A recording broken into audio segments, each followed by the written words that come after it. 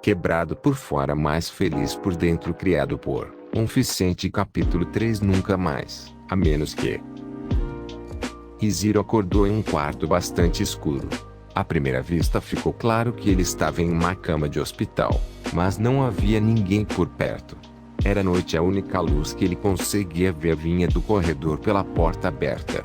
Havia um botão azul à sua esquerda que se acendeu. A etiqueta abaixo dizia: pressione para obter assistência. Alguns minutos se passaram e sem ninguém à vista, Iziro decidiu apertar o botão. A princípio nada aconteceu, mas depois de alguns minutos, ele ouviu passos vindos do corredor. Uma enfermeira toda vestida de branco entrou em seu quarto carregando uma prancheta. Iziro tentou se mover para ter uma visão melhor, mas então percebeu que seu braço direito estava completamente enrolado e suspenso. Ele não podia virar para nenhuma direção, mas isso não importava, já que a enfermeira caminhou até a frente da cama dele de qualquer maneira. "Como você está se sentindo?" ela perguntou a ele, puxando o lápis para anotar sua resposta. Ele suspirou, considerando pela primeira vez antes de falar. "Terrível. Não consigo nem sentir meu braço e parece que estou suando há horas." Iziro admitiu. Sem simpatia, a enfermeira rabiscou anotações em sua prancheta, franzindo o nariz de concentração. Depois de terminar, ela se virou para sair. "Notificarei seus pais sobre o seu despertar e eles estarão aqui em breve." Ela notou antes de sair, fechando a porta ao sair. Iziro abaixou a cabeça, cansado de esticar o pescoço para olhar para ela. Logo, ele ouviu a conversa de seus pais do lado de fora enquanto eles se dirigiam para seu quarto. "Você está acordado?" sua mãe gritou ao abrir a porta. Iziro esfregou a têmpora com o barulho alto. "O que aconteceu?" seu pai perguntou severamente. Ele sabia que a pergunta viria, mas ainda não tinha uma boa resposta. Se ninguém soubesse que ele havia ido até a casa de Fred à noite, ele poderia inventar uma história para evitar ser processado por invasão de propriedade. Felizmente, ele sabia exatamente a coisa. Havia um parque perto da pizzaria, e ele imaginou que poderia fingir que foi até lá. "Bem, eu não consegui dormir. Fui até o parque para dar um passeio enquanto não havia ninguém lá fora, mas enquanto estava lá fui atacado por um cachorro ou um coiote ou algo assim. Não pude dizer." Iziro parou por um momento para avaliar a expressão facial de seu pai em resposta. Ele não parecia incrédulo, o que era bom. "Comecei a sangrar, então fui até o prédio mais próximo que encontrei, que era a pizzaria. Depois disso, desmaiei e não sei o que aconteceu desde então." Essa última parte era verdade. Preparando-se mentalmente, ele esperou que seu pai contasse sua mentira. "Bem, estou feliz que você esteja vivo." o homem mais velho falou depois de um tempo. Ele acreditou na história. Iziro soltou um suspiro silencioso de alívio. Ele pode ter invadido Fredis, mas o que foi mais ilegal foi o que viu enquanto estava lá. Ele ainda não teve tempo de contemplar tudo isso, ou mesmo de entender como não estava morto. "Você e eu, pai." Mais tarde naquela noite, após receber alta do hospital, Iziro recebeu a pior notícia de sua vida. "Para comemorar o aniversário de Elaine, vamos comprar pizza amanhã." Seu pai anunciou para toda a família. "Foi o que ela pediu, e eu sei que você a levou lá ontem, mas por favor vá em frente." O queixo de Iziro caiu. Então, logo depois de quase ser adoecido no Fredis por alguns animatrônicos desonestos, ele teria que voltar para lá. Com toda a honestidade, ele estava preocupado que eles o reconhecessem e o matassem ali mesmo.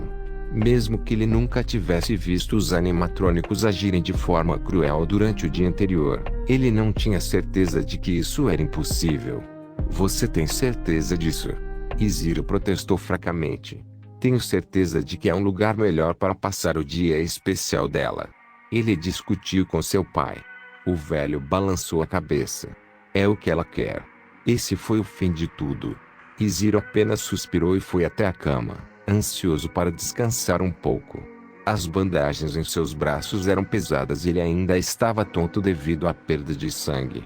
Deitado em sua cama, ele finalmente teve um momento para pensar sobre o que aconteceu na noite anterior. Ele se lembrou do que aconteceu até desmaiar. Obviamente ele tinha visto o guarda noturno ser arrastado. Ele ainda não sabia como isso terminou, mas provavelmente foi com a morte. Ele tentou escapar, mas pisou em um paúde, o que alertou a mais terrível criatura demoníaca conhecida pelo homem, Timangli, sobre sua posição. Ela o mordeu, com muita força, mas pouco antes de ele desmaiar, houve um sinal e ela recuou. Se fosse verdade que não eram violentos durante o dia, faria sentido que o sinal indicasse o fim do turno da noite. Isso estava de acordo com a hora da noite que ele lembrava, porque assim que chegou ao escritório de segurança já passava das 5. Assim que chegasse às 6 horas, o turno da noite teria terminado e os funcionários regulares teriam entrado. Portanto, se sua teoria fosse verdadeira, Timangli tornou-se dócil novamente e recuou, e foram os funcionários que entraram que o encontraram e ligaram para a linha de emergência. Aí ele acabou no hospital, e o resto fez sentido a partir daí. Com tudo isso resolvido em seu cérebro, isso o deixou muito mais relaxado. Só havia uma coisa que o incomodava. Porque os robôs eram violentos em primeiro lugar. Ele estava no lugar errado na hora errada ou havia algo mais acontecendo? Sem ter certeza, ele não insistiu no assunto. Ele estava muito menos preocupado com a viagem para a casa de Freddy no dia seguinte, agora que sabia que os animatrônicos não iriam machucá-lo durante o dia. Ele só tinha que superar o medo e ficaria bem. Depois que toda a família colocou as malas no carro, eles partiram. Havia uma música animada tocando no rádio, mas Iziro estava suado de medo. Ele estava prestes a voltar para o Freddy's, e nenhum dos membros de sua família estava ciente do perigo. Ele tentou o seu melhor para se concentrar em sua irmã, mas simplesmente não conseguiu. Por mais que ele quisesse tornar o dia dela o melhor possível, esse desejo foi substituído pelo pavor que ele sentia ao saber que ela estaria no mesmo quarto que a mesma coisa que tentou matá-lo na noite passada, já que Timangli foi a principal atração do Kids Cove. Entrando no restaurante com sua família, o clima descontraído criado por todas as famílias felizes não fez nada para aliviar a bile que subia na garganta de Ziro. Ele pediu licença e foi ao banheiro, na esperança de se acalmar. Uma vez lá, ele jogou água no rosto repetidamente, a temperatura fria o trazendo de volta aos sentidos e aliviando de um pouco da náusea que estava sentindo. Estar sozinho ajudou a limpar sua mente do medo. Ele ficou parado na pia por um momento, olhando para seu reflexo e tocando distraidamente os ferimentos no braço direito. Assim que teve certeza de que ficaria bem, ele ficou tenso e saiu do banheiro. Ele imaginou que sua irmã estaria em Kids Cove com o resto das crianças, mas ele mal sabia que o show animatrônico principal havia começado enquanto ele estava fora, chamando a atenção das crianças. Ele sem noção foi até a sala onde esperava encontrar sua irmã, apenas para perceber, ao chegar lá, que os únicos dois seres na sala eram ele e Timangli. Um nó se formou em sua garganta quando ele viu. Estava imóvel, sustentado no chão apenas por um dos braços, tendo sido deixado em posição estranha por uma das crianças. Iziro congelou, tentando não fazer barulho. Espera que não o note. Ele deu um passo para trás, lenta e cuidadosamente, mas já era tarde demais. A cabeça do Mangli se contraiu, seus olhos encontraram os dele, e ele saltou sobre ele mais rápido do que ele poderia esperar. Antes que ele pudesse reagir, ele foi preso contra uma parede por sua força aterrorizante, sua caixa de voz quebrada atacando seus ouvidos com estática. Iziro tinha certeza de que estava tudo acabado para ele. Ele se preparou para o animatrônico branco e rosa terminar o que havia começado. Você. Ela falou com ele em palavras extremamente quebradas através da estática, o que surpreendeu mais do que ele gostaria de admitir. Por favor, não me mate. Ele gaguejou nervoso, à beira das lágrimas. Sinto muito. A voz do Mangli era feminina, embora fosse difícil dizer a princípio, dado o quão quebrada ela estava. A pressão sobre ele diminuiu, mas não diminuiu. Eu não queria machucar você. Antes, eu pensei que você fosse outra pessoa. Um intertetrusor que veio para machucar meu amigo. Considerando como ela o agrediu agora há pouco, Ele não acreditou. Se isso for verdade, por que você acabou de me atacar? Ele perguntou, seu tom desafiador apesar de seu terror crescente. A baixa estática de sua caixa vocal quebrada estava cravando um prego em seu crânio. Ele ficaria clinicamente louco se conseguisse sair vivo. Promete que você não vai fugir? Ela perguntou a ele, inclinando a cabeça um pouco para enfatizar a pergunta. Ela piscou uma vez como se para pontuar seu pedido. Zero apenas acenou com a cabeça em resposta. Ele sabia que mesmo que ela o deixasse, ele não poderia fugir dela se ela pretendesse matá-lo. Imediatamente, o peso dos membros de Mangli deixou seu corpo e ele balançou um pouco antes de recuperar o equilíbrio. Ele assumiu uma postura cautelosa e defensiva, sem saber o que fazer. Explicar. Ele comandou simplesmente. Ela sentou-se sobre os quartos traseiros quase como um cachorro, embora fosse impossível distinguir onde começava e terminava a maioria de seus apêndices. Ele achou o gesto bastante cativante, embora não tenha aliviado sua tensão.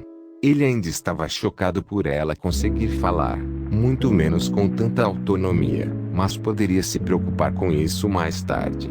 Eu queria pedir desculpas por machucar você, bebê, mas eu sabia que você não ouviria a menos que eu te forçasse. Ela explicou com suas palavras quase completas. Por mais que ele odiasse admitir, ela estava certa. Se ela não o tivesse impedido, ele certamente teria ido embora. Essa lógica combinava com o fato de que ela já poderia tê-lo matado se quisesse deixá-lo um pouco mais à vontade. Acho que faz sentido. O que há de errado com a sua voz? Ele perguntou por curiosidade genuína. A cabeça do Mangli caiu um pouco. CCD. Ninguém me consertou em eras SS. Suas orelhas caíram um pouco. Zero estava em conflito, mas um sorriso ainda apareceu em seus lábios. Ele ainda estava petrificado com os outros animatrônicos, especialmente Bomini, dado o que viu. No entanto, se Tim Mangli estivesse dizendo a verdade, ele poderia aceitar suas desculpas. Que tal fazermos um acordo, já que ainda há muito tempo até o show principal acabar e as crianças voltarem aqui? Se eu te ajudar a consertar sua laringe, você tem que prometer não machucar minha irmã mais nova. Ele não estava exatamente ganhando nada com o acordo, presumindo que ela não pretendia prejudicar ninguém em primeiro lugar, mas ele imaginou que se caísse nas boas graças dela, ela honraria seus desejos. O que ele realmente queria era que sua irmã estivesse segura. Eu nunca faria mal a uma ser criança. Mesmo a um invasor. A Mangli inclinou a cabeça, quase como se estivesse ofendida com o conceito. Isso tranquilizou Zero, mas ele ainda queria substituir a caixa de voz dela, mesmo que fosse apenas para não ter que ouvir a terrível estática que a caixa de voz quebrada estava produzindo. Realmente parecia o arranque de uma motosserra, e igualmente doloroso de ouvir. Nesse caso, vamos encontrar uma nova caixa de voz para você. Ele fez sinal para que ela o seguisse. Suas orelhas se levantaram novamente e eles seguiram pelo corredor até a sala de peças e serviço. Zero já tinha visto isso antes durante sua última ida à pizzaria. Isso não importava para ele naquela época, já que ele estava mais preocupado em manter sua vida, mas era útil saber agora. Lá dentro, havia partes do endoesqueleto espalhadas pela sala. Uma perna aqui, um braço ali e uma fila de cabeças nas prateleiras. A maioria das lixeiras no fundo da sala estava etiquetada, e aquela que tinha caixas de voz impressas ainda estava cheia. Zero tirou e fez sinal para que Mangli se aproximasse. Você sabe para onde isso vai? Ele perguntou a ela, já que não tinha a menor ideia. Ela apenas assentiu em resposta e abriu a mandíbula o máximo que a dobradiça permitiu.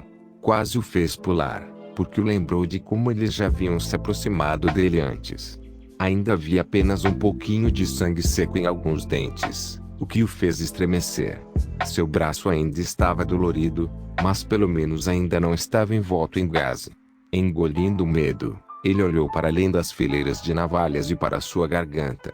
Além de sua dentição secundária, havia uma caixa que lembrava um pouco aquela que Zero agora segurava em sua mão.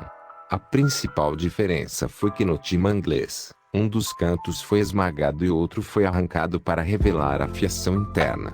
O homem respirou fundo antes de respirar fundo e mergulhar a mão direto na parte mais perigosa do animatrônico. Assim que conseguiu segurar a caixa vocal quebrada, ele puxou. Ele se soltou com um clique de cada lado e ele puxou de volta. Ele rapidamente o colocou de lado e enfiou o novo no mesmo ângulo em que havia retirado o danificado. Demorou um pouco mais para posicionar, mas logo clicou 2 vezes e foi travado. Ele rapidamente tirou as mãos da boca de Timangli antes que ela pudesse machucar. Ele novamente, seja intencional ou não. Iziro deu um profundo suspiro de alívio ao terminar. Funciona? Ele perguntou a ela cautelosamente. Ela abriu a boca como se fosse falar, mas nada saiu imediatamente. Depois de um momento, ela respondeu. Não tenho certeza. Ela hesitou. Aí está. Minha voz. O animatrônico exclamou com verdadeira excitação. Obrigado. Eu não consegui alcançar isso sozinho, e nenhum dos meus amigos conseguiu colocar os braços na minha garganta. Já fazia tanto tempo que quase esqueci como pareço. Iziro sorriu. Por mais aterrorizante que ela pudesse ser, foi adorável vê-la entusiasmada com o simples reparo. Agora, a voz dela era brilhante e obviamente feminina, e não havia estática para abafar seus pensamentos. Vamos voltar antes que alguém perceba que partimos. Ele sugeriu. A Mangli apenas assentiu e saiu para o corredor de onde vieram, com passos muito mais confiantes do que antes. Seus membros podem não estar intactos, mas pelo menos ela não parecia mais um telefone desconectado do inferno. A dupla chegou a Kidskov bem a tempo, e embora o medo de Ziro não tivesse diminuído totalmente e sua frequência cardíaca ainda estivesse um pouco alta, ele se sentiu um pouco mais à vontade perto do animatrônico, pelo menos. Ele ainda preferia nunca mais pisar na pizzaria. Mas com sua irmã sempre o incomodando, ele sabia que isso não seria possível. Só então, Lane e as outras crianças entraram em Kidskov, onde ele e Timangli já estavam sentados. Ela havia retomado seu silêncio e postura imóvel, mas agora Iziro sabia que era apenas uma fachada. Porque ela deixava as crianças fazerem o que quisessem com ela era um mistério, mas seu foco mudou para Lane enquanto ela caminhava até ele. Irmão, o que você está fazendo aqui? Ela perguntou a ele, molho de tomate manchando os cantos da boca. Iziro decidiu evitar a pergunta repreendendo-a por isso. Limpe o rosto. Você tem pizza na boca. Ele entregou um guardanapo à irmã mais nova, e o rosto dela se contraiu em concentração enquanto ela tentava limpá-lo. Enquanto ela estava ocupada, ele se inclinou até o animatrônico que agora estava imóvel no chão e sussurrou para ela. Boa sorte. Iziro se levantou para ele encontrar seus pais, mas ele não perdeu que Timangli mexeu as orelhas com seu encorajamento secreto.